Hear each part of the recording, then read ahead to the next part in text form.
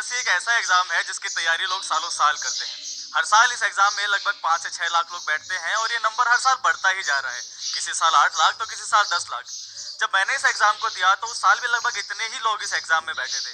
बावजूद इसके मैंने सिर्फ 2.5 महीने में, जी हाँ सही सुना आपने, मैंने सिर्फ 2.5 महीने में ना सिर्फ इस एग्जाम को क्लियर किया बल्कि टॉप रैंक के साथ में अपना होम कैडर भी लिया। नमस्कार दोस्तों, मेरा नाम अमित नहरावत है और मैं जयपुर का रहने वाला हूँ। वर्तमान में बीकानेर राजस्थान में इनकम टैक्स इंस्पेक्टर के पद पर कार्यरत हूँ। दोस्तों, आज मैं आप लोगों के साथ में अपनी वो जर्नी शेयर करने आया हूँ जिसमें एक लड़का जो हमेशा से डायरेक्शनलेस था, जिसे ये नहीं पता था कि फ्यूचर में जाके क्या करना है, कैसे करना है, वो लड़का कैसे आगे चल के लाइफ में कुछ अचीव करता है। यही जर्नी आज आप लोगों के सामने लेके आया हूँ। तो अगर मैं अपनी जर्नी की शुरुआत करूँ तो इसकी शुरुआत होती है जयपुर से, जहाँ से मैंने अपनी पढ़ाई पूरी की।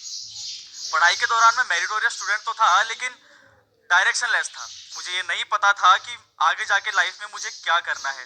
तो मैंने वही किया जो एक डायरेक्शनलेस इंसान करता है, यानी कि भेड़ चाल का हिस्सा बना और इंजीनियरिंग कर ली। अब इंजीनियरिंग के पढ़ाई के दौरान भी मैं डायरेक्शनलेस ही था।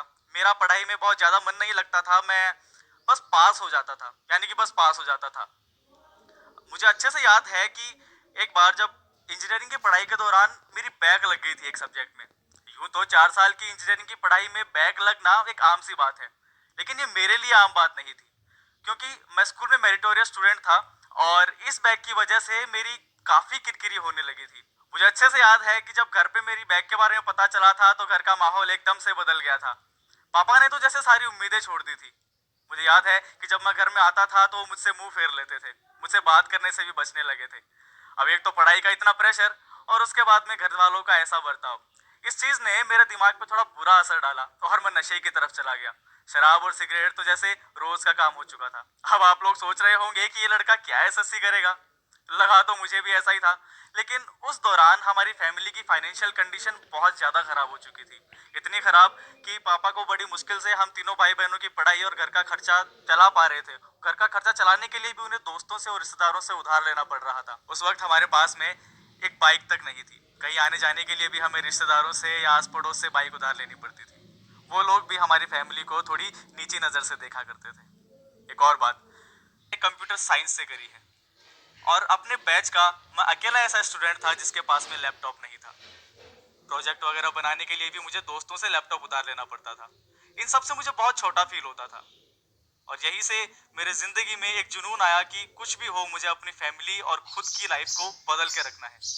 मुझे अच्छे से याद है कि एक शाम को पापा ने मुझे बुलाया। कुछ देर तो वो शांत खड़े रहे, मैं भी उनके सामने गर्दन झुकाए उनकी पैरों की तरफ देखता हुआ शांत खड़ा रहा।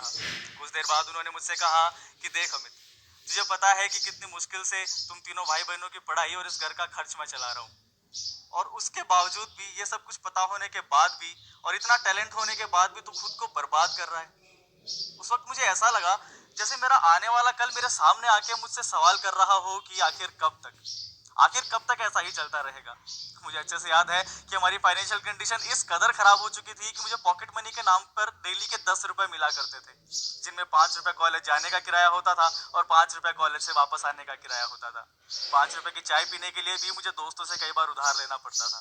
खैर, अब इन बातों की मैं शिकायत नहीं करता था क्योंकि मैं चीजों को समझने लगा था। अब मेरे दिल में बस एक ख्याल था कि कैसे भी हो इस सिचुएशन को मुझे चेंज करना है।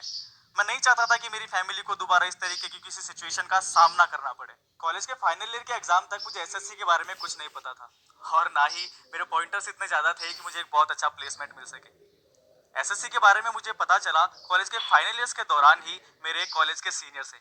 उन्होंने मुझे बताया कि किस तरह इस एग्जाम के थ्रू आप इनकम टैक्स में इंस्पेक्टर बन सकते हैं। बस तब से दिमाग में एक ही जुनून था कि बस इनकम टैक्स में इंस्पेक्टर बनना है, और वहां से एक डायरेक्शन लेस लड़के को एक डायरेक्शन मिल चुकी थी।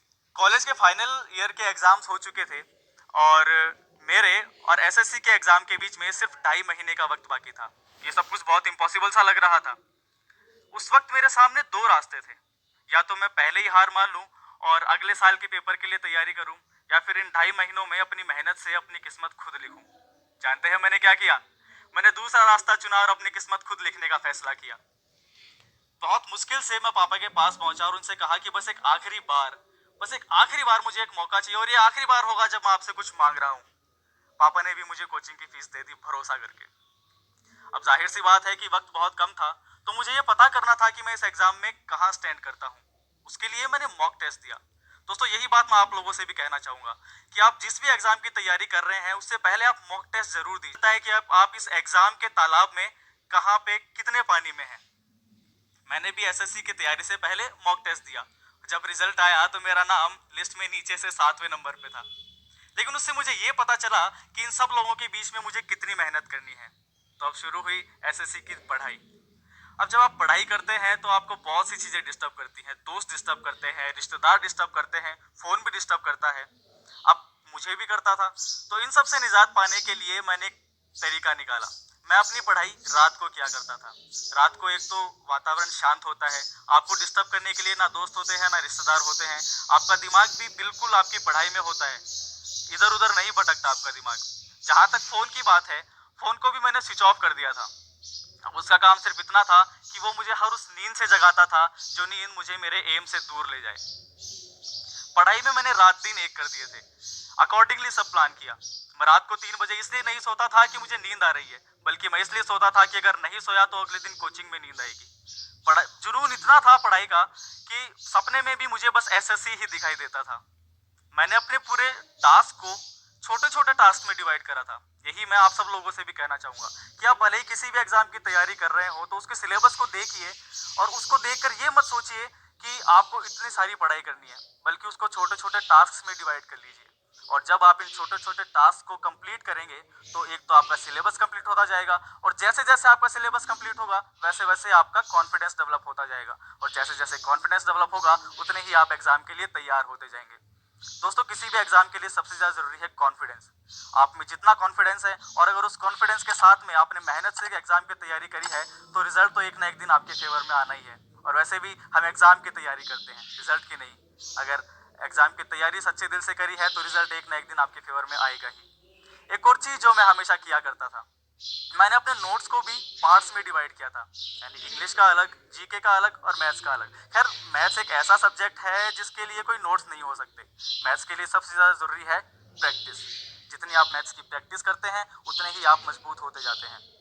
दोस्तों एसएससी एक बहुत सिंपल सा एग्जाम है जिसे बहुत आसानी से क्लियर किया जा सकता है, लेकिन इसके लिए जरूरी है आपकी प्रैक्टिस।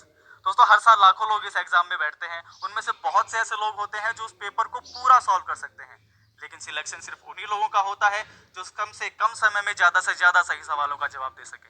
दोस्तों जीके का सिलेबस हर साल चेंज होता है, इंग्लिश के सवाल भी लगभग हर साल चेंज हो ही जाते हैं, लेकिन मैथ्स एक ऐसा सब्जेक्ट है जिसके सवाल भले ही चेंज हो जाएं लेकिन बेसिक कंसेप्ट वो ही रहता है। मैं उसी की हमेशा से तैयारी किया करता था। मैंने अपने बेसिक कॉन्सेप्ट्स को एकदम क्लियर रखा था, जैसे 11 का स्क्वायर 121, 21 का स्क्वायर 441। आप भी ऐसे ही जो बेसिक कैलकुलेशंस हैं उनको एकदम मुख जबानी करना शुरू कर दीजिए। इन सब के लिए आपको पेन उठाने की जरूरत नहीं पड़नी चाहिए। एसएससी की तैयारी के दौरान मैंने अपने दिमाग को इस तरह से तैयार किया था कि इसमें हमेशा कोई ना कोई सवाल ही घूम रहा होता था। जब मैं कभी दोस्तों के साथ में किसी दुकान पे भी खड़ा होता था तो कोई ना कोई करंट टॉपिक छेड़ दिया करता था। उससे होता क्या था कि मैं हर टाइम कोई ना कोई नई नॉलेज अपने दिमाग में स्टोर कर रहा होता था। और इन छोटे छोटे गोल्स को अचीव करने का फायदा पता है क्या हुआ? वो लड़का जो हमेशा से डायरेक्शन लेस था, जिसे ये नहीं पता था कि लाइफ में आगे जाके क्या और कैसे करना है, उस लड़के ने सिर्फ 2.5 महीने की तैयारी में अपने पहले ही अटेम्प्ट में एसएससी का एग्जाम क्लियर कर लिया। और इतना ही नहीं, मैं उन चुनिंदा लोगों में शामिल था जिसे अपना होम कैडर भी मिला। दोस्तों आज मैं बीकानेर राजस्थान में इनकम टैक्स इंस्पेक्टर के पद पर कार्यरत हूँ। इस 2.5 महीने की एसएससी की तैयारी के दौरान मैंने एक बात जरूर सीखी कि आप भले ही किसी भी एग्जाम की तैयारी कर रहे हो, भले ही वो एसएससी हो, यूपीएससी हो या फिर और भी कोई एग्जाम, आप अपने एग्जाम से अगर अपने पर्पस को जोड़ दें तो जो हम ये एग्जाम्स की तैयारी सालों साल करते हैं ना, इसका रिजल्ट हमें जरूर मिलेगा। मेरी कहानी यही खत्म नहीं होती है। आज मैं एक राइटर, एक गिटारिस्ट, एक सिंगर, एक म्यूजिक कंपोजर और एक पोइट्री आर्टिस्ट भी हूँ। राइटिंग मेरा पैशन बना जॉब लगने के बाद में। आज यूट्यूब पे मेरी बहुत सारी पोइट्री वीडियोस हैं जिन्हें पूरे देश से बहुत प्यार मिल रहा है। मगर ये सब मैंने तब किया जब मुझे मेरा मकसद मिल चुका था। वो कहते हैं ना कि जिंदगी में मुकाम से ज्यादा मकसद का होना बहुत जरूरी है। तो अपने इसी मकसद को कमेंट बॉक्स में लिखकर मुझे बताइए और ये भी बताइए कि आप इसे कैसे और कब पाने वाले हैं। Thank you.